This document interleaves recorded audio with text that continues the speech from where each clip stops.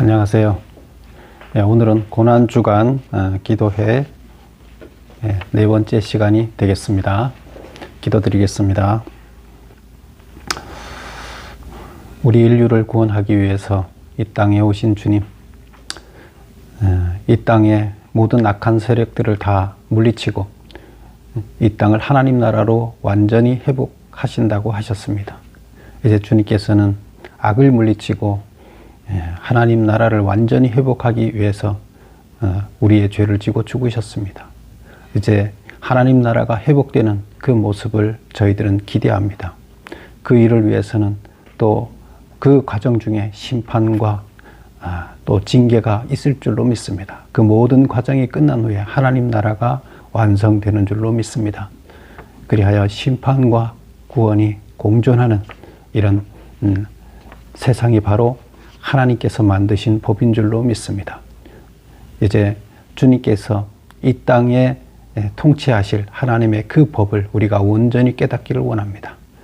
깨닫기를 원하며 또 하나님께서 이 땅을 심판하시고 이 땅을 회복하시고 구원하실 때 거기에 우리가 어떻게 대처해야 되는지 깨달을 수 있도록 도와주시옵소서. 예수님의 이름으로 기도드립니다. 아멘. 우리가 예수님이 돌아가시기 일주일 전에 사역을 살펴보고 있습니다. 그래서 예수님이 그 첫째 일요일 날부터 이제 사역을 시작하셨는데요. 일요일 날은 예루살렘 성에 군중들과 함께 이제 나귀를 타고 입성을 하셨죠. 그리고 이제 월요일 날은 성전 정화 작업을 했습니다. 장사하는 사람들을 다 내쫓으셨어요. 그래서 기득권의 잘못된 세력들을 제거하는 일이었다. 그렇게 했죠.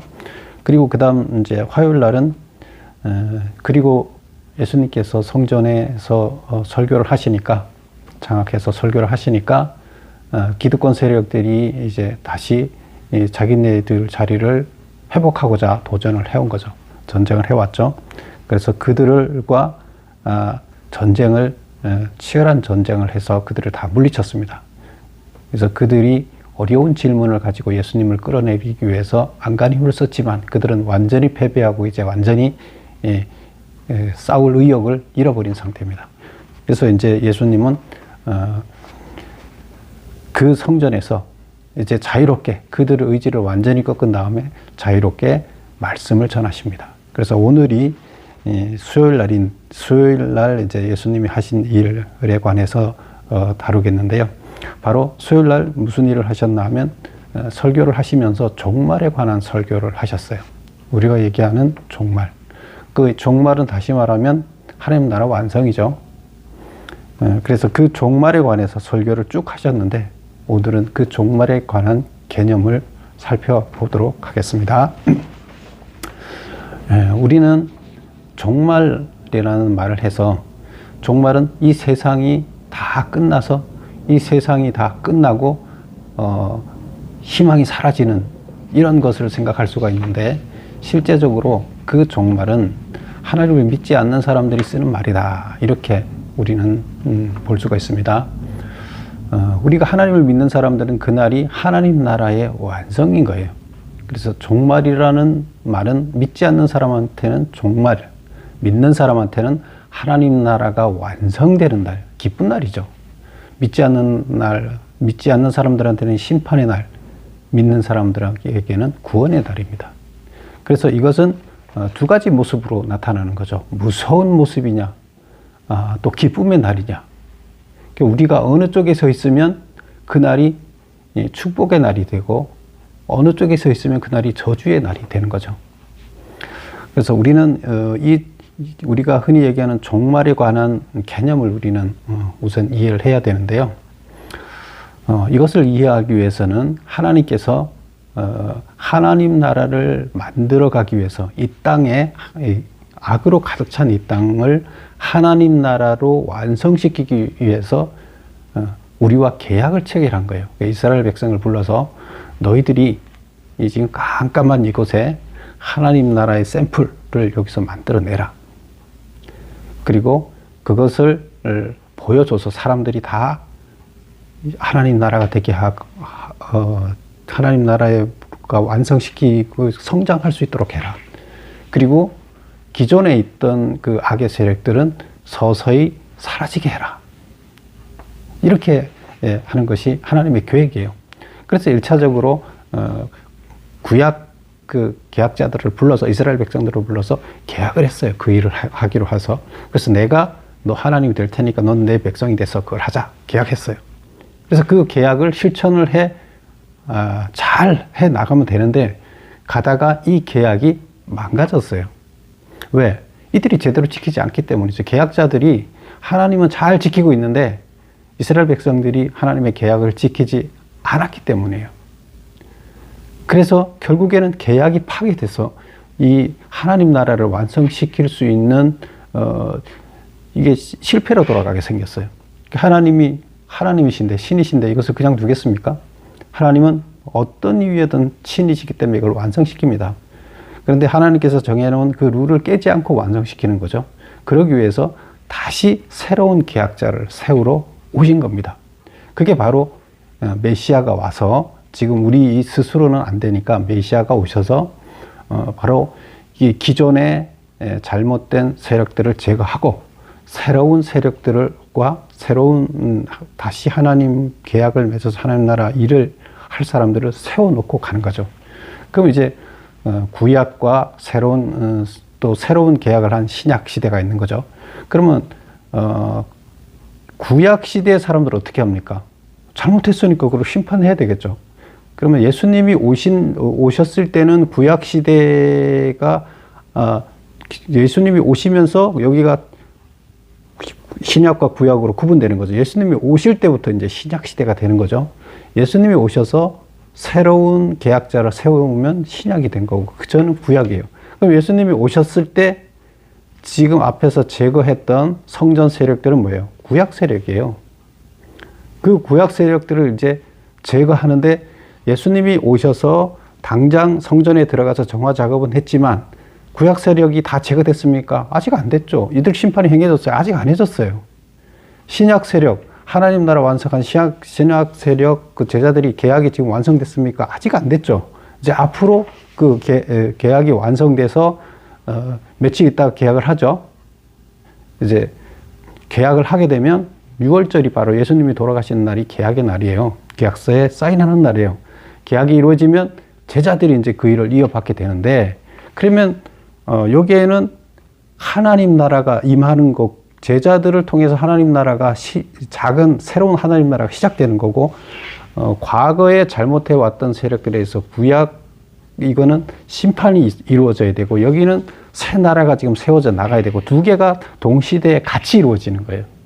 그러면 심판과 구시대, 예수님이 돌아가시고 나서도 이들에 대한 심판, 징계는 이루어져야 되는 거고, 이 하나님 나라가 지금 싹트기 시작해서 성장해 가는 것도 동시에 이루어져야 되는 거예요. 이 두 가지가 동시에 일어나는 거죠.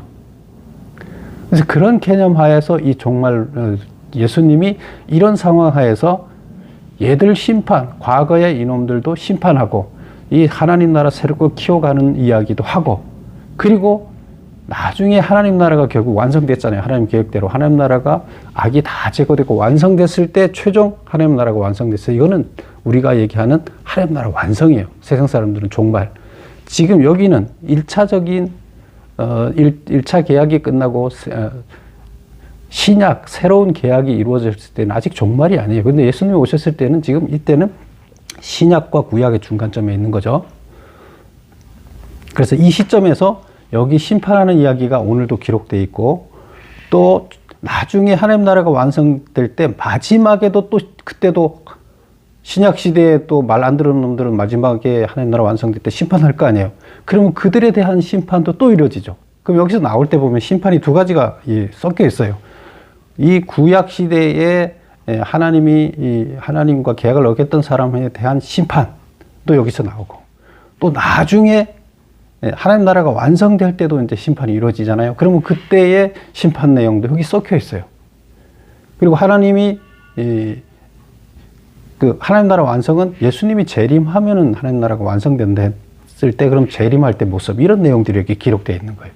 그래서 종말에 관한 이야기를 하려 그러면 지금 구약 세력을 징계하는 이야기, 그 다음에 나중에 신약 세력들이 나중에 마지막에 가서 심판받는 이야기, 여기도 구약 세력 심판, 신약 세력 심판 이야기가 들어가 있고, 그 다음에 신약 세력들이 신약 계약을 한 사람들이 하나님 나라를 싹트게 해서 성장시켜 가는 이야기, 그리고 완성되는 이야기, 마지막 날에 종말에 심판과 2차 계약 세력과 심판과 하나님 나라 완성이 됐을 때의 이야기가 동시에 나온다. 이렇게 보시면 됩니다. 자, 그러면 이런 개념하에서 오늘 본문을 이해하도록 하겠습니다. 자, 우선은 오늘 본문의 첫 번째 보면 21장 1절에 보면 가난한 과부가 헌금을 하는 이야기가 나옵니다. 예수께서 눈을 들어 부자들이 헌금함에 헌금을 넣는 것을 보시고 또 어떤 가난한 과부가 2렙돈 넣는 것을 보시고 이르시되 내가 참으로 너에게 말하노니 이 가난한 과부가 다른 모든 사람보다 많이 넣었도다. 저들은 풍족한 중에 헌금을 넣었거니와 이 과부는 가난한 중에 자기가 가지고 있는 생활비 전부를 넣었느니라 하고 이제 칭찬을 합니다. 그래서 이 얘기는 무슨 이야기를 하느냐 하면 이 앞전에서 서기관들 얘기를 했었죠. 바로 앞절에서 20장 끝에 보면 서기관들을 삼가라 하면서 과부의 가산을 삼키며 외식으로 길게 기도하니 그들이 더 엄중히 심판을 받으리라. 그래서 기득권, 잘못된 구약 계약을 잘 이행하지 못했던 심판을 받아야 할 세력들 중에 이제 서기관이 들어가 있는 거죠. 그들에 대한 얘기를 하면서 그들은 과부의 가산을 삼킨 자다. 그래서 지금 오늘 과부와 얘기가 이어지는 거예요. 과부는 어떤 자예요? 혼자 힘으로 살아가기 어려운 자예요. 지금 과부하고 그때 과부는 틀려요. 그때는 남자가 없이 혼자서 생계를 유지해 간다는 것은 거의 불가능했어요. 그러면 남편이 전쟁에 나가 죽었다든가 뭐 병으로 죽었다든가 과부가 되면 그는 누군가가 돌봐줘야 먹고 살 수가 있어요. 그래서 그런 약자를 하나님께서는 그런 약자들에 대해서 제대로 살게 해줘야 할 책임이 누구한테 있느냐 하면 율법을 관리하는 율법의 정신을 연구하는 서기관들한테 그 제도를 만들어야 되는 책임이 있는 거예요. 그런데 그런 것들을 잘 돌봐주지 않는 자기들 부만 욕심을 냈지 그 재산을 가지고 가난한 사람들을 먹여 살리는 데다 초점을 맞추지 않았던 사람, 그런 사람들을 서기관이라고 얘기를 하면서 그들이 과부의 재산을 삼켰다, 뺏었다 이런 얘기인데 사실 뭐 뺏었겠어요? 근데 그들을 잘 돌봐줄 시스템을 만들어줘야 되는데 그런 책임 있는 자들이 못했다. 자기 배 불릴 생각만 했다. 그런데 과부는 보면 자기가 작은 물질이지만 먹고 살 것도 지금 없지만 그러나 그럼에도 불구하고 자기 재산을 하나님께 드리는데 이 사람은 서기관들은 자기 배를 불리는 데 썼지만 이 과부는 전 재산을 하나님을 섬기는 데 쓰고 있다는 거예요. 물질에 대한 개념이 전혀 틀려요. 그래서 이들이 하나님께서 준 달란트를 어떻게 사용하고 있느냐. 과부와 같은 자는 하나님이 봤을 때 칭찬받는 자. 서기관과 같이 자기 배만 불리는 자들은 하나님 봤을 때 버려야 할 자. 칭찬받아야 할 자. 심판받아야 할 자. 이렇게 구분을 할 수가 있죠. 그래서 이것을 어떻게 봐야 되나 하면 물질에 대한 개념을 어떻게 갖고 있느냐. 하나님 나라를 만들기 위해서 물질을 도구로 사용하느냐. 그거를 가지고 심판받을 자, 칭찬받을 자 이렇게 비교해보고 있다. 이렇게 보면 되겠습니다. 그리고 이제 이어지면서 종말에 관한 이야기를 하는데요. 성전이 무너지는 얘기를 합니다. 5절 보면 어떤 사람이 성전을 가리켜 이 아름다운 돌과 헌물로 꾸민 것을 말하며 예수께 이르시되 너희 보이는 이것들이 날이 이르면 돌 하나도 돌 위에 남지 않고 다 무너지리라. 그래서 날이 이르면 마지막 날 종말이 이르면 돌 위에 돌도 하나도 남지 않을 것이다. 다 멸망할 것이다. 무너질 것이다. 이렇게 얘기를 하는데 그랬더니 제자들이 뭐라 그러냐면 그 일이 어느 때 일어납니까? 그때 무슨 징조가 있습니까? 우리가 알려면 그 날이 이르는 것이 언젠지 알려주면 안 되겠습니까?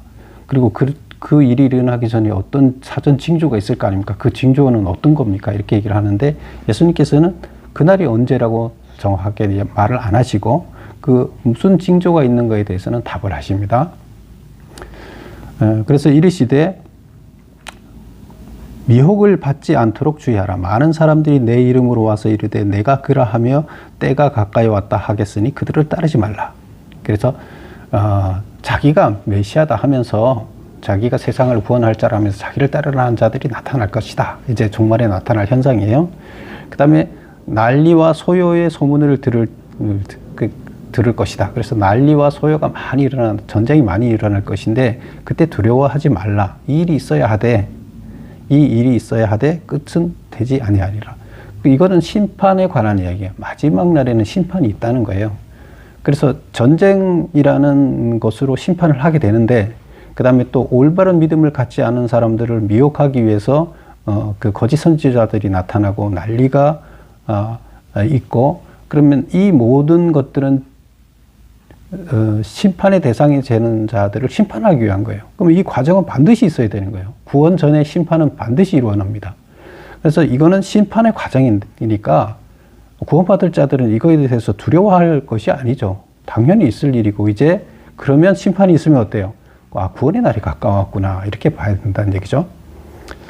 그 다음에 10절에 보면 민족이 민족을 나라가 나라를 전쟁이 일어난다는 거죠. 그 다음에 큰 지진과 기근과 전염병이 있겠고 무서운 일과 하늘로부터 큰 징조가 있으리라. 뭐 이런 현상들이 나타난다.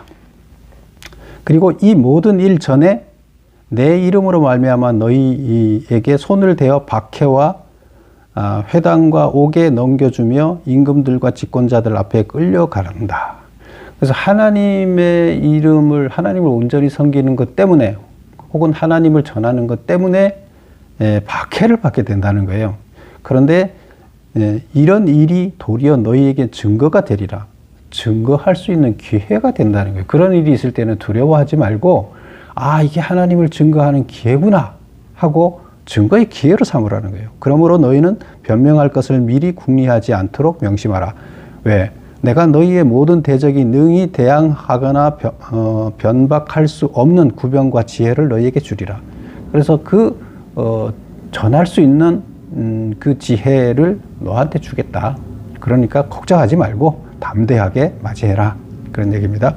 그리고 심지어는 부모와 형제와 친척들이 또 너들을 다 이렇게 하나님을 올바로 믿는 사람들을 미워하고 넘겨줄 거라는 거예요. 18절 너희 머리털 하나도 상하지 아니하리라. 그러나 내가 하나님을 전하기 위해서 이렇게 일하는 사람들한테는 머리털 하나도 상하지 않도록 하겠다. 너희의 인내로 너희 영혼을 얻으리라. 그렇게 인내를 함으로 인해서 결국 너희들은 구원을 얻게 될 것이다. 그래서 종말이 왔을 때는 거짓 선지자들이 유혹을 하면서 우리가 진짜 믿는 사람인지를 유혹해서 넘어뜨릴 것이다. 그 다음에 여러 가지 현실적인 어려움들이 일어나면서 결국 우리들을 넘어뜨리려 할 것이다. 그러나 굳건하게 서 있는 자만이 굳건하게 남아있는 자들은 심판의 대상이 아니고 거기에는 심판의 대상이 되는 사람은 다 넘어가고 구원받을 자는 넘어가지 않아서 결국 인내함으로 구원을 얻을 것이다. 이렇게 얘기를 하고 있습니다. 그 다음에 이제 20절에 나오는 이야기는 예루살렘이 환난을 겪는 이야기인데요.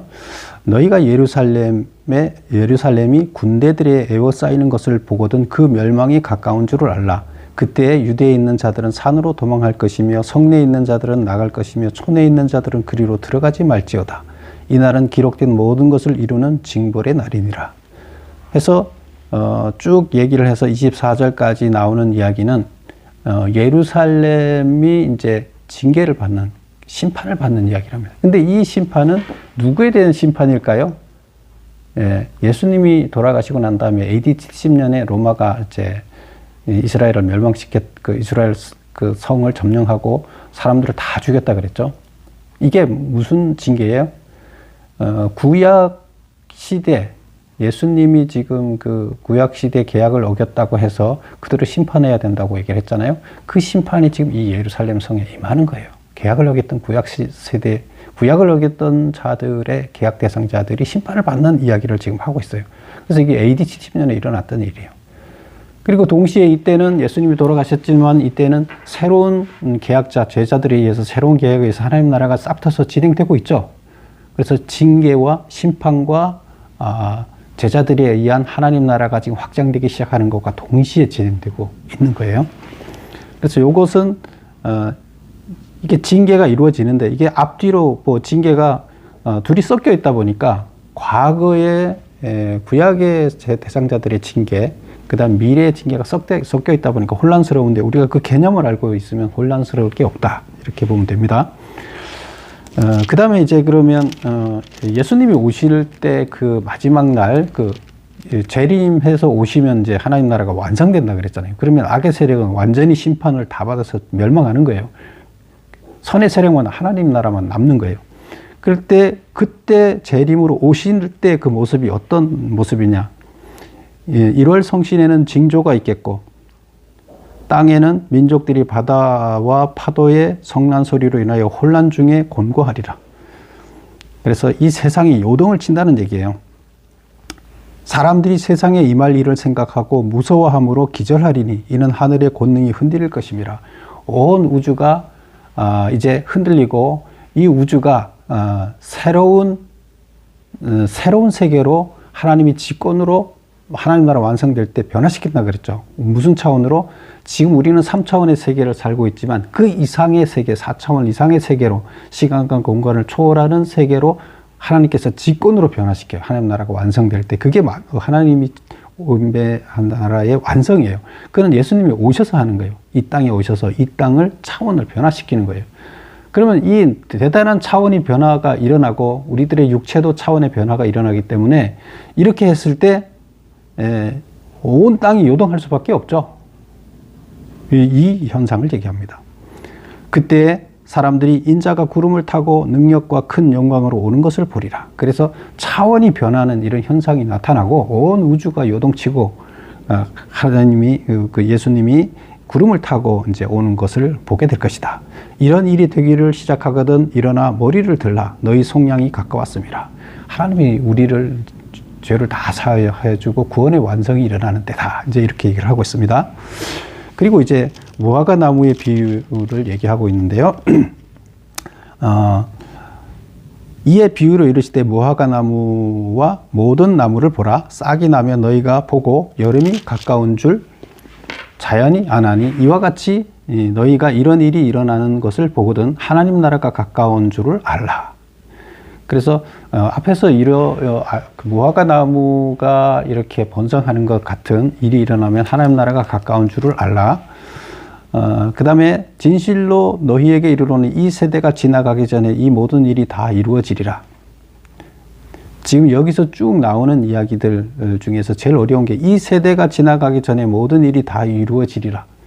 그래서 이 세대라는 것은 예수님이 오셨을 때 당시에 그 세대를 얘기하는 것이 아니라 이 징조를 보는 세대들, 하나님이 오시기 전에 나타나는 징조를 본 세대들이 죽기 전에 하나님 나라가 완성될 것이다 이런 얘기예요. 결국에 징조가 하나님 나라가 완성되는 징조가 나타나고 하나님 나라가 완성되는 데까지는 심판과 구원이 완성되는 그 시간까지는 그렇게 긴 시간이 걸리지 않을 것이다. 이 얘기를 하는 거예요. 그리고 거의 동시성으로 일어나기 때문에 오랜 시간이 걸리지 않고 한 세대 안에서 그게 심판과 구원이 마무리될 것이다. 이런 얘기를 하는 겁니다. 그래서 이제 우리들은 어떻게 그러면 이 종말을 대비해야 되는가에 대해서 마지막으로 이제 말씀을 하십니다. 너희는 스스로 조심하라. 그렇지 아니하면 방탕함과 술 취함과 생활의 염려로 마음이 둔하여지고 뜻밖의 그날이 덕과 같이 너희에게 임하리라. 그래서 정신을 똑바로 차리고 있지 않으면 자기도 모르는 사이에 종말이 임하는데 심판날이 임하는데 그날 자기가 정신을 차리고 있으면 심판이 임하는 줄 알면 심판의 대상이 안 되기 위해서 성실히 준비를 하겠죠. 근데 심판 준비를 못하면 술 취하고 방탕해 있으면 못하겠죠. 이날은 온 지구상에 거하는 모든 사람에게 임하리라. 그렇죠? 심판이 누구한테 임하고 누구한테 안 임합니까? 모두에게 임하는 거죠. 그러므로 너희는 장차 올 이 모든 일을 능히 피하고 인자 앞에 서도록 항상 기도하고 깨어 있으라. 이 모든 심판에서 우리를 유혹하는 유혹에 넘어지지 않고 심판에 쓰러지지 않으려, 심판의 대상이 안 되려면, 구원의 대상이 되려면 우리는 항상 어떻게 해야 되느냐? 인자 앞에 설 수 있도록 하려면 항상 기도하고 깨어 있어라. 기도가 뭐라 그랬어요? 내 안에 하나님을 모시고 마음속에 있는 하나님과 내가 항상 대화하는 거라 그랬죠. 그래서 모든 것을 하나님께 의뢰하는 것, 이게 기도의 삶이에요. 그래서 이 기도에 하면서 항상 깨어서 하나님과 대화하면서 항상 기도하고 있어라. 그렇지 않으면 너희는 심판의 대상이 될 수밖에 없다. 그 얘기입니다. 그래서 심판의 대상이 안 되려면 항상 깨어서 기도해라. 이렇게 얘기를 하고 있습니다. 우리들은 오늘날 신약 계약의 대상자들입니다. 그래서 새로운 계약의 대상자들이고 하나님께서 우리에게 하나님 나라의 모형을 구약 계약 대상자처럼 다시 이 하나님 나라의 모형을 이 땅에 실현하라고 보내셨습니다. 그래서 우리는 그 사명을 감당해야 되고 예수님께서 다시 재림하실 때까지 우리는 그 일을 완성해야 됩니다. 그리고 그때 우리가 어떻게 일했냐에 따라서 하나님의 평가가 있을 것입니다. 그래서 우리는 그 마지막 날에 하나님의 좋은 평가를 받아서 심판의 대상자가 아니라 구원의 대상자가 되어야 되겠습니다. 여러분 모두 구원의 대상자가 되시는 여러분 되시기를 축원합니다. 기도드리겠습니다. 이제 기도를 마칠 테니까 여러분께서는 각자 또 처소에서 하나님과 깊은 만남의 기도를 하시기 바랍니다. 기도드리겠습니다.